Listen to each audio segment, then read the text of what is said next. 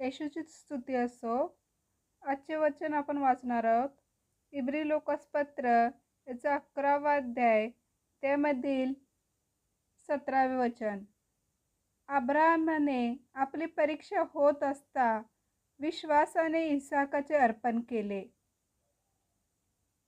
ज्याने वचने स्वीकारली होती तो आपल्या एकुलत्या एकाचे अर्पण करीत होता.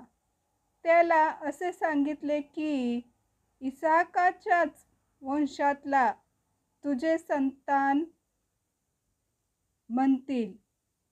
तेव्हा मेलेल्यातून देखील उठावयास देव समर्थ आहे हे त्याने मानले आणि त्या स्थितीतून लाक्षणिक अर्थाने तो त्याला परत मिळाला. इसाकाने याकोबाला व एसावला पुढे होणाऱ्या गोष्टी विषयी सुद्धा विश्वासाने आशीर्वाद दिला. याकोबाने मरते वेळेस योसेफाच्या प्रत्येक मुलाला विश्वासाने आशीर्वाद दिला आणि आपल्या काठीच्या टोकावर टेकून देवाला नमन केले.